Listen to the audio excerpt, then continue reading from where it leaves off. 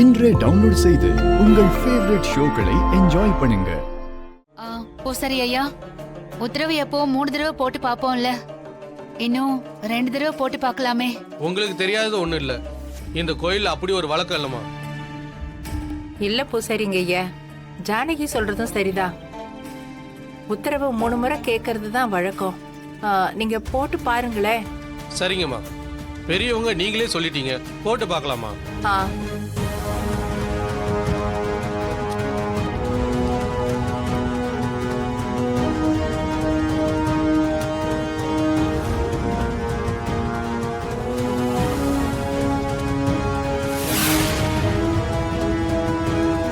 மஞ்சள் பூ.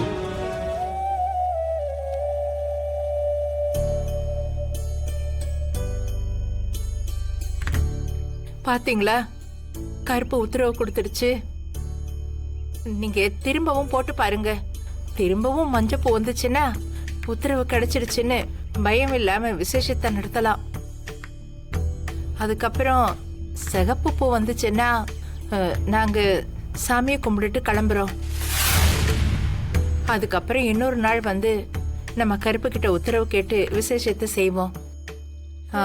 ரகு, நான் சொல்றது சரிதானப்பா? ஆமாம்மா, நீங்க சொன்ன மாதிரியே பண்ணிடுவோம். 3வது முறையா போட்டு பாருங்க. சரிங்க.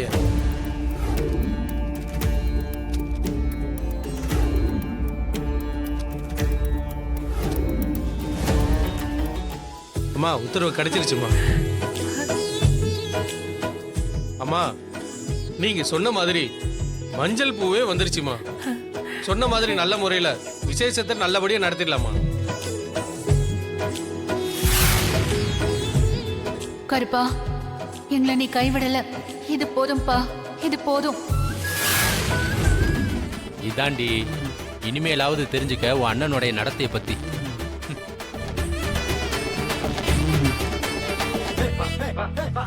அண்ணி, பாத்தீங்கல்ல என் அண்ணனோட கெத்த?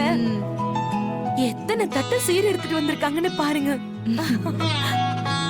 இவரு முன்னாடி எல்லாம் இந்த தனாவும் கதிரும் ஏமாத்துறோம்.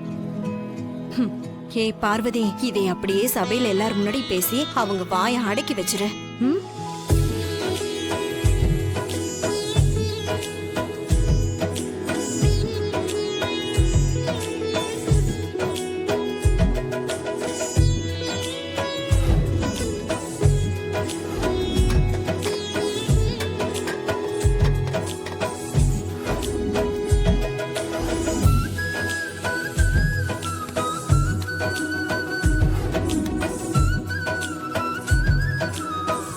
அண்ணு, செயின் ரொம்ப நல்லா இருக்குன்னு. தங்கச்சி, 2 பவுன் தங்கச்சி. அது மட்டும் இல்ல, என் மருமகனுக்கு பெரிய கடுக்கனே வாங்கிட்டு வந்துருங்க.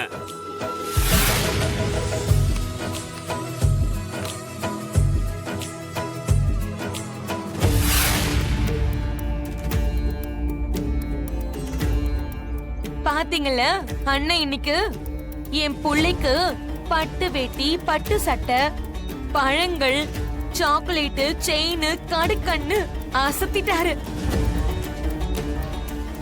முறை செய்யறதுன்னா இப்படி சபை நிறைஞ்சு செய்யணும். ஏ தனா, பாத்தியா, சீருனா இது சீரு. நீங்களும் எடுத்துட்டு வந்திருக்கீங்களே 4 பழம், சாக்லேட்னு. அதுல ஒரு பொட்டு தங்கமாவது இருக்கா?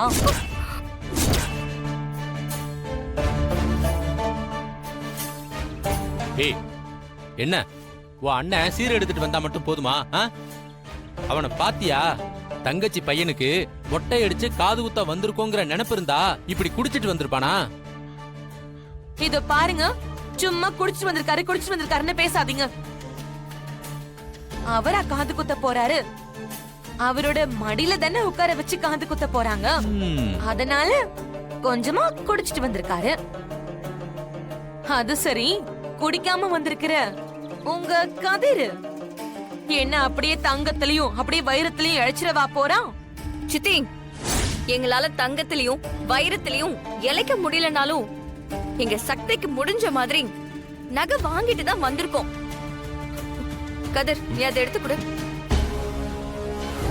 மகளா, பிள்ளையோட விசேஷத்துக்கு வந்திருக்காங்க. உங்களையெல்லாம் இப்படிதான் அவமானப்படுத்தி பேசுவியா? இவங்க நல்ல மனசோட வாழ்த்த வந்திருக்காங்க. அவங்க மனசை நோகடிச்சா அவங்களோட ஆசீர்வாதம் எப்படி உன் பிள்ளைக்கு கிடைக்கும்? அப்படி எடுத்து சொல்லுங்கண்ணே. மனுஷங்களுடைய மனசை பார்த்து எடை போடாம அவங்க குடுக்கிற சீரை பார்த்து எடை போடுறா இவ. அவளுக்குன்னு ஒரு நல்ல குணம் இருந்தா தானே. அதனாலதான் நல்ல குணம்னா என்னன்னே தெரியாம இருக்கா. ஏய் சிவா, முதல்ல பொது இடத்துல பொண்டாட்டிய விட்டு கொடுக்க கூடாது. பொண்ணுங்கிறவ புருஷனை மட்டுமே நம்பி புகுந்த வீட்டுக்குள்ள நுழையிறவ. அப்படி இருக்கும்போது எங்கேயுமே பொண்டாட்டிய விட்டு கொடுக்கிற பழக்கம் நல்லதில்லை. மாமா சௌக்கியமா? என்னோட சௌக்கியத்துக்கு என்ன குறைச்சல்? நான் நல்லா இருக்கேன். சரி சரி, நல்ல நேரம் முடியறதுக்குள்ள பொங்கல் வச்சாகணும். ஜானகி, நீ அதுக்கான வேலையெல்லாம் பாருமா. சரிங்க அத்தை. நல்ல நேரம் முடியறதுக்குள்ள பொங்கலை வச்சிருவோம். மாயா, சீனு, 2 பேரும் கிணத்தடிக்கு போய் அங்கிருந்து கொஞ்சம் தண்ணி அரைச்சிட்டு வாங்க. சரிங்க பெரியம்மா. கதிரு, தனா, நீங்க 2 பேரும் போய் அங்க காட்டுக்குள்ள சுள்ளி எடுத்துட்டு வாங்க. சரிங்க அத்தை. வா. அப்புறம் மாயா, பொங்கல் வைக்க அரிசி பருப்பெல்லாம் எங்க வச்சிருக்க? அது எல்லாமே வேன்ல இருக்கு பெரியம்மா, எடுக்காம வந்துட்டேன். நான் வேணா போய் கொண்டு வந்து கொடுத்துட்டு போட்டுமா? இல்ல இல்ல, வேண்டாம் வேண்டாம், நீங்க போங்க, நான் போய் எடுத்துக்கிறேன். நீங்க 2 பேர்ல ஒருத்தர் பொங்க பானைக்கு மஞ்சள் குங்குமம் வைங்க. இன்னொருத்தர் அங்க இருக்கிற அடுப்பை தொடச்சு மஞ்சள் குங்குமம் வச்சு கோலம் போட்டுருங்க. சரியா? நான் போய் பொங்கல் பொருள் எல்லாம் எடுத்துட்டு வந்துடுறேன். சரிங்க அண்ணி. நீங்களும் உட்காருங்க, எல்லாரும் உட்காருங்க, உட்காருங்க.